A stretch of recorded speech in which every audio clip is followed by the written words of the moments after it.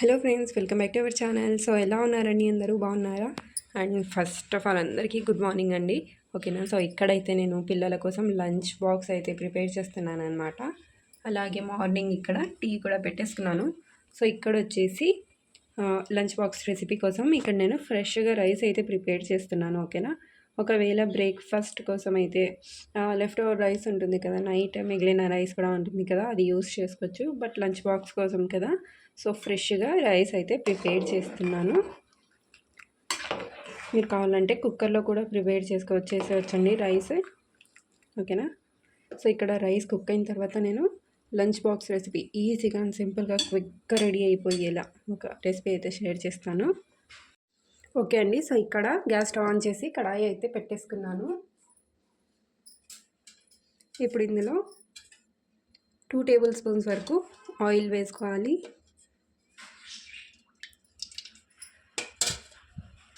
So oil అయితే heat అయిపోయింది. ఇప్పుడు ఇందులో ఎగ్స్ వేసుకోవాలి.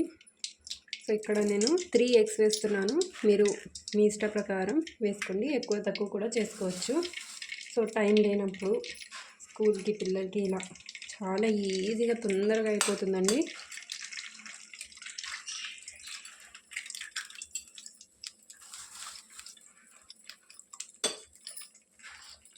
క్విక్గా చాలా తొందరగా అయ్యే రెసిపీ అంటే ఇదే అనమాట. ఎక్కువ టైం అస్సలు పట్టదు. ఏమంటే రైస్ ఒక్కటే ఫ్రెష్గా చేసుకుంటే బాగుంటుంది. ఒకవేళ మార్నింగ్ తినడానికి కోసం అయితే లెఫ్ట్ ఓవర్ రైస్ అయినా పర్వాలేదు. ఇక్కడ చూస్తున్నారు కదా, గ్యాస్ ఫ్లేమ్ అయితే హైలోనే పెట్టాను. ఇంకా దీనికోసం ఏం అవసరం లేదండి. ఆనియన్స్ కానీ టమాటా పళ్ళు కానీ ఏం అవసరం లేదు. మీరు ఒకవేళ కావాలి అనుకుంటే యాడ్ చేసుకోవచ్చు. ఓకేనా? క్యారెట్, క్యాప్సికమ్ ఏమైనా వెజ్జెస్ కావాలంటే కూడా యాడ్ చేసుకోవచ్చు. బట్ నేను ఇక్కడ సాదాగా చేస్తున్నాను అనమాట. సో ఇలా కొద్దిగా మొత్తం మిక్స్ చేసుకోవాలి. మరీ చిన్న చిన్న పీసెస్లో కూడా చేయకూడదు. ఎగ్ కొద్దిగా కుక్ అయ్యి ఉంటుంది కదా, సో ఇలా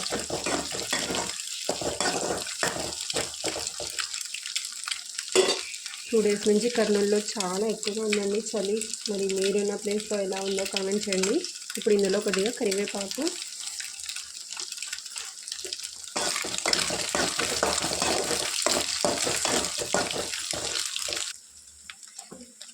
ఒక 1/2 టీ స్పూన్ వరకు పసుపు, ఉప్పు వేస్తున్నాను. సో జస్ట్ ఒక 1/2 టీ స్పూన్ వరకు ఇందులో ఎగ్ కోసం ఉప్పు, అలాగే ఇందులో సో పిల్లలు ఎంత స్పైసీగా తింటారో దాని అకార్డింగ్ యాడ్ చేసుకోండి. ఇక్కడ నేను 1 టీ స్పూన్ కారం పొడి యాడ్ చేస్తున్నాను, ఎందుకంటే ఈ కారం పొడి ఎక్కువ స్పైసీగా లేదు. ఇప్పుడు మిక్స్ చేసుకోవాలి.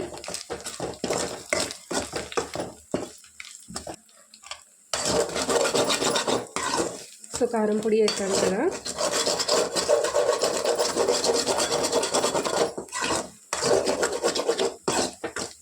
సో ఈ కారం పొడి కొద్దిగా ఫ్రై అయ్యేంత వరకు బాగా మిక్స్ చేసుకోవాలి.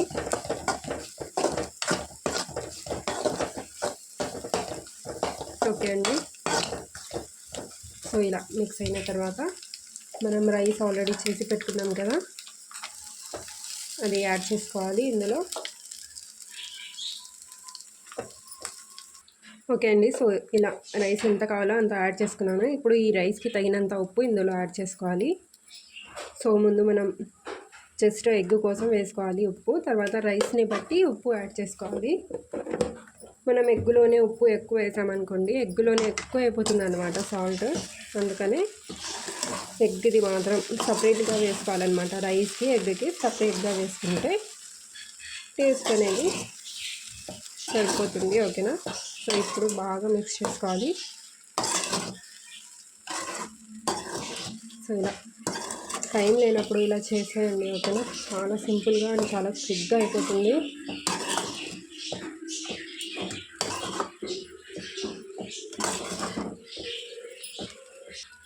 ఓకే అండి. సో చూసారు కదా, మన బ్రేక్ఫాస్ట్ అయితే రెడీ అయిపోయింది. లంచ్ బాక్స్ రెసిపీ అయితే రెడీ అయిపోయింది.